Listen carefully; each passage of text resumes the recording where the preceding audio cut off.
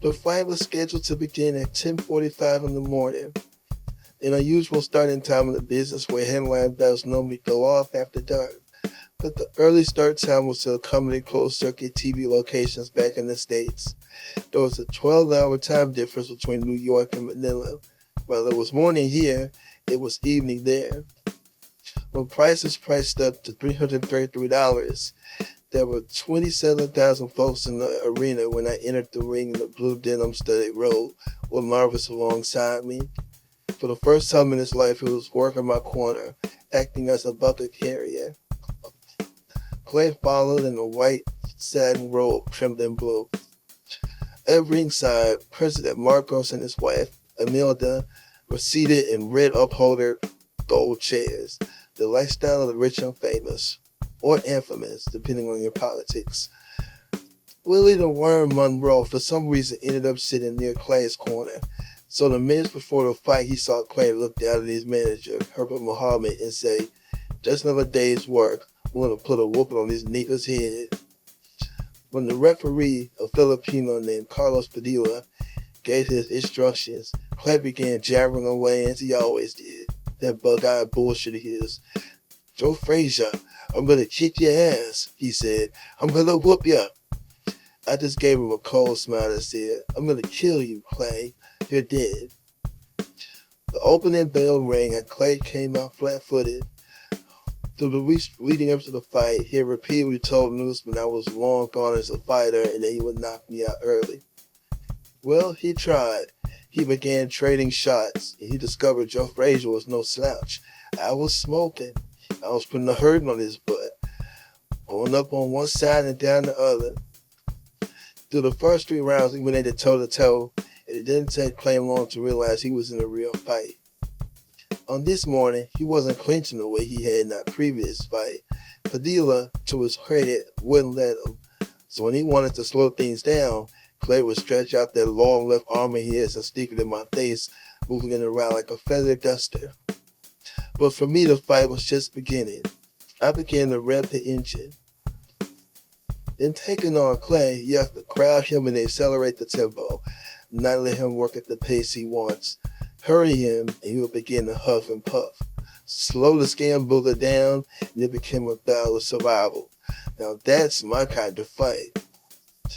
In front of 27,000 mostly Filipino folks, and before God, from the 4th round on, I got in his face and, snorting the way I do, kept whipping the left on him. He fired back, but found that it wasn't the one-sided deal he figured it would be. I was making the fight, and he didn't deep the pressure I was putting him under. "You dumb chump, you," he snarled, as if annoyed that I wasn't going to fold up like an accordion. "Gotcha, baby," I thought. "I'm not quite the damn man you figure." Before the 5th round, the crowd began to chant, "Ali, Ali," and Clay stepped away from his corner to wave to the voices. As he did, the chant of "Frazier, Frazier" rose up, just as the bell signaling the start of the round 5 had sounded. In the 5th round, I drove Clay to the ropes and whacked him with both hands to the body and head, jarring him at one point with a left hook that brought more chants of "Frazier, Frazier." In the 6th, I staggered him with left hooks and knocked his mouthpiece out. They were big hurting shots, and I'm told that when they landed, Imelda Marcos looked down at her feet. She couldn't stand to see her pretty old Clay eat the hook the way he was. Clay retreated to the ropes and lay there, taking punches the way he had against Foreman. But was no dope who was going to rope this time. Sit on the ropes and he was going to pay. I hit the chop wherever and whenever, the way Marciano used to do, guys. Arms, ribs, whatever was exposed, I beat on it. "They told me Joe Frazier was washed up," Clay said to me when we came out for the 7th round. "They lied," I told him. In those middle rounds, 7 through 11, we battled. Clay hadn't the legs to dance anymore, so we had to stand there and fight. We took some mighty big shots, and he answered that. But the edge was mine. I was hurting him and grinding him down. You could hear it in the voices that came from his corner, Bandini and Angelo Dundee's. "Stop playing, champ. You got to float like a butterfly. He'll call you Clay from now on. Make him call you Muhammad. Fight for God. Fight for Allah. In the 10th round, Clay wobbled when I nailed him with the left hook to the side of the head. I could see he was running down. Between rounds, as his handlers attended to him, he had his head lowered. When he raised up, he rolled his eyes as if to say, "How much more can I take?" "Go down to the well once more," Padina screamed at him. He'd have to dig deep down if you were going to beat me. Through rounds 10, Padilla and Judge Larry Ladela had the fight even. 4 rounds Clay, 4 rounds Frazier, and 2 even. The other judge, a hard-of-seeing local named Colonel Alfredo Corzon, had it 5-3-2 in favor of Clay. I was a stronger man after 10 rounds, but my face had begun to swell some. That didn't alarm me. I've been won before, and I accepted it as part of doing business. But for me, this fight was a trying one, given how damn hot it was in that arena. 110 degrees, they said. It felt closer to 120 to me. When I sucked in air, it was like walking into a pizza oven.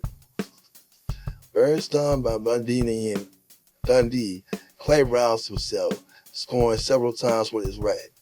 But I took him to the ropes and continued to smoke him. Things were going my way, but then my face betrayed me. I'd come to the bell with virtually a sightless left eye. My vision had deteriorated that badly from the cataract. So when the swelling on my face worsened around the right eye, limiting vision there, it left me in a real jam. The blood trickling from my mouth was nothing to me. But as the right eye began to close, it meant that I was fighting Clay in a kind of haze. From Clay's corner, it looked as though I was suddenly running on empty.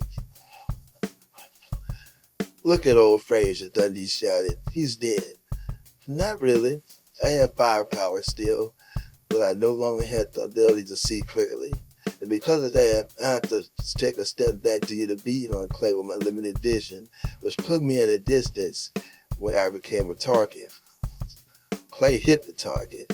In the 13th, he knocked my mouthpiece out and sent it flying into the press row. I fought him best I could. I could barely see. I was fighting on instinct, bobbing and weaving, but Clay was timing me. Late in the round, he shook me with a right as we stood in the center of the ring.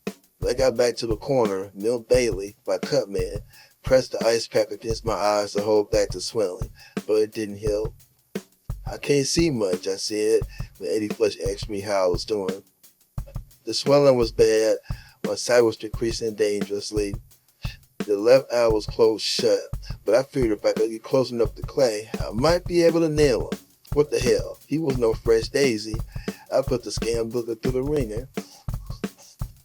As I walked out for the 14th round, Fudge, who knew about the cataract, turned to his assistant, George Benton, and he said, "I don't like him taking the shots he's taking. If he keeps getting hit," and he shook his head. Well, I kept getting hit. Without any use of the left eye, I couldn't track his right hand. In that 14th round, Clay hit me direct on the right eye. The punches were coming at me, and I just couldn't make them out. All I knew was that Clay was a fuzzy vision, and the less I could see him, the more it cost me. But I fought on. There was nothing else to do. There was always a chance I could fire the big one on him.